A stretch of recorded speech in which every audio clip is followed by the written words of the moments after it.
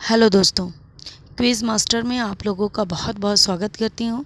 जैसा कि आप लोगों को पता है, ये हमारी साइंस की क्लास है जो किसी भी कॉम्पिटिटिव एग्ज़ाम में आप लोगों की बहुत ज़्यादा हेल्प करने वाले हैं। तो इस तरह से हम लोग साइंस के प्रश्नों की एक श्रृंखला लेकर चलेंगे। तो चलिए हम लोग शुरू करते हैं। हमारा पहला प्रश्न है, पौधे के किस भाग से जूट प्राप्त की जाती है? ए फल से, बी तना से, सी पत्ती से, डी फूल से।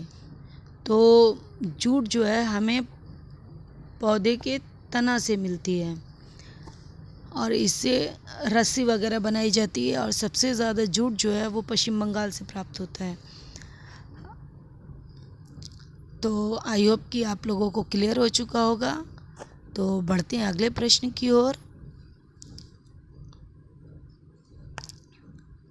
प्रश्न नंबर 2, ऊष्मा को विद्युत ऊर्जा में परिवर्तित करने के लिए किसका प्रयोग किया जाता है?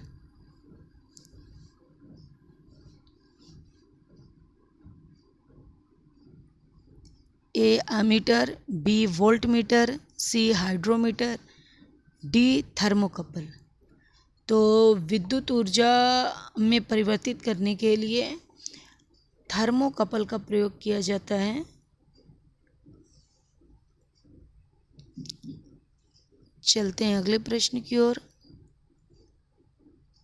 Fe रासायनिक प्रतीक है, तो बताइए Fe रासायनिक प्रतीक किसका है? लोहे का है, टिन का, तांबा का या फिर सोडियम का? तो Fe रासायनिक प्रतीक लोहे का है।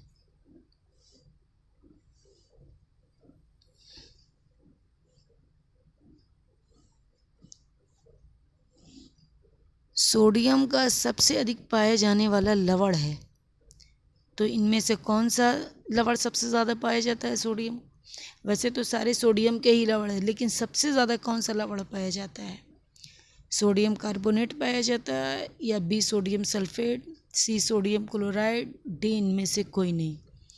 तो सी सोडियम क्लोराइड पाया जाता है सबसे ज़्यादा, जिसका सूत्र होता है NaCl।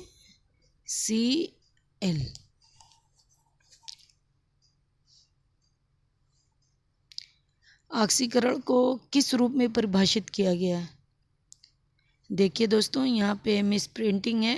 इलेक्ट्रॉनों का लाभ, बी प्रोटॉन का लाभ, सी प्रोटॉन की हानि, डी इलेक्ट्रॉनों की हानि।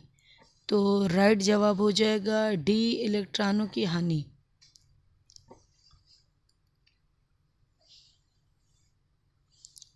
सोडा वाटर है, तो बताइए सोडा वाटर क्या है? गैस द्रव विलयन, ठोस द्रव विलयन, सी द्रव द्रव विलयन, डी इनमें से कोई नहीं। तो सोडा वाटर अक्सर बॉटल में कोल्ड ड्रिंक, सॉफ्ट ड्रिंक होती है, जब उसको हिलाकर छोड़ते हैं तो बुलबुला झाग सा बाहर निकलता है, वो गैस की वजह से होता है और बाकी उसमें द्रव तो होता ही है। तो इस प्रकार से जो सोडा वाटर है वो द्रव गैस विलयन हो जाएगा।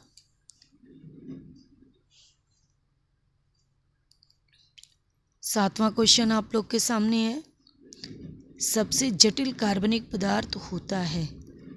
ए वसा, बी कार्बोहाइड्रेट, सी प्रोटीन, डी इनमें से कोई नहीं। तो हमारा राइट जवाब हो जाएगा सी प्रोटीन।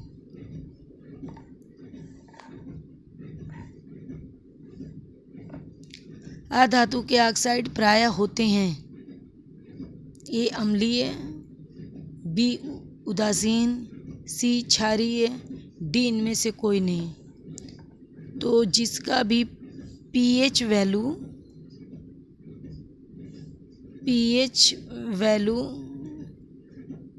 7 से कम होगा वो अम्लीय होगा, यानी कि एसिड।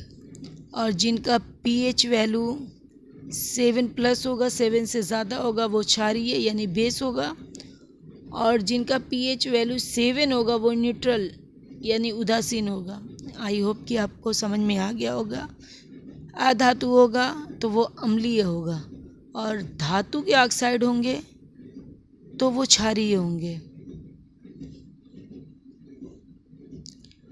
धातु के ऑक्साइड प्रायः होते हैं, तो बताइए अम्लीय होते हैं, बी क्षारीय, सी उदासीन, डी इनमें से कोई नहीं। तो हम लोग पीछे इसको डिस्कस कर चुके हैं, तो इसका राइट जवाब हो जाएगा बी क्षारीय।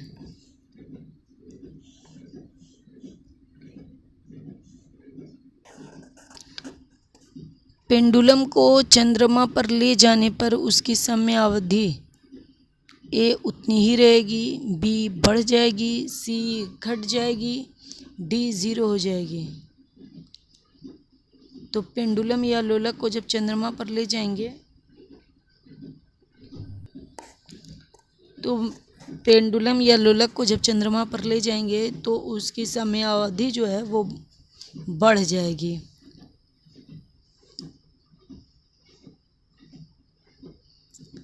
जब बैरोमीटर का पारा अचानक से गिर जाए तो यह किस बात का संकेत होता है?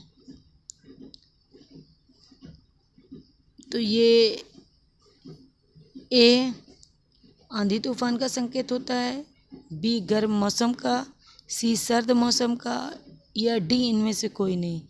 तो जब बैरोमीटर का पारा अचानक गिरता है तो ये बात समझ जाएं कि आंधी तूफान आने वाला है। बंद कमरे में अंगीठी का प्रयोग करने की सलाह निम्नलिखित में से किस कारण से दी जाती है? ए कमरे में बिजली के तारों में आग लगना, बी स्टोव का बंद हो जाना, सी कार्बन मोनोऑक्साइड से विषायण, डी इनमें से कोई नहीं। तो जब बंद कमरे में अंगीठी जलती है या आग जलती है तो इससे कार्बन मोनोऑक्साइड निकलता है, जिससे दम घुटने की वजह से इंसान की मौत हो जाती है। इसलिए इसमें ऑप्शन सी राइट हो जाएगा। 0 डिग्री सेल्सियस से 100 डिग्री सेल्सियस तक गर्म करने पर पानी का घनत्व 4 डिग्री सेल्सियस तक बढ़ता है, फिर घटना है, 4 डिग्री सेल्सियस तक घटना फिर बढ़ता, सी तापमान के साथ बढ़ता है, डी इनमें से कोई नहीं। तो जब 0 डिग्री से 100 डिग्री तक गर्म करेंगे तो पहले 4 डिग्री सेल्सियस तक उसका घनत्व जो बढ़ता है, लेकिन जब 4 डिग्री से ज़्यादा गर्म होता है, 6, 7, 8, 10, तब उसका घनत्व जो है घटना शुरू हो जाता है। तो इस तरह से हमारा ऑप्शन ए जो है राइट हो जाएगा। पोटेशियम परमैंगनेट दवा को जब जल में डाला जाता है तो क्या होता है? बताइए। ए कीटाणु रहित बना देता है, जल को स्वादिष्ट बना देता है, पारदर्शक बना देता है, दुर्गंध मुक्त बना देता है। तो पोटेशियम परमैंगनेट दवा को जब जल में डाला जाता है तो वो कीटाणु रहित उसको बना देता है, क्योंकि अक्सर आपने सुना होगा कि पोटेशियम परमैंगनेट दवा को तालाब या कुएं में डाला जाता है, नगर पालिका की टंकी वगैरह में पानी को शुद्ध करने के लिए उसका प्रयोग किया जाता है।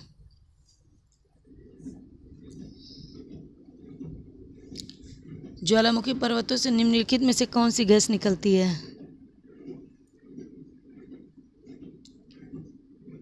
ए हाइड्रोजन, बी नाइट्रोजन, सी क्लोरीन, डी सल्फर डाइऑक्साइड। तो ज्वालामुखी पर्वतों से डी सल्फर डाइऑक्साइड गैस निकलती है।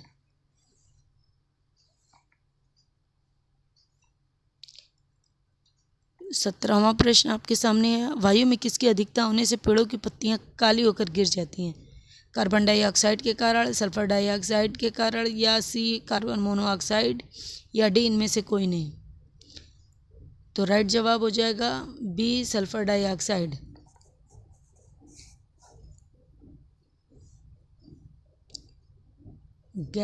किस गैस में सड़े अंडे की गंध आती है? हाइड्रोजन सल्फाइड से, नाइट्रोजन ऑक्साइड से, कार्बन डाइऑक्साइड से, इनमें से कोई नहीं। तो सड़े अंडे जैसी गंध जो है वो हाइड्रोजन सल्फाइड से आती है, जबकि सड़ी मछली जैसी गंध जो है वो ओजोन से आती है, ओजोन गैस से।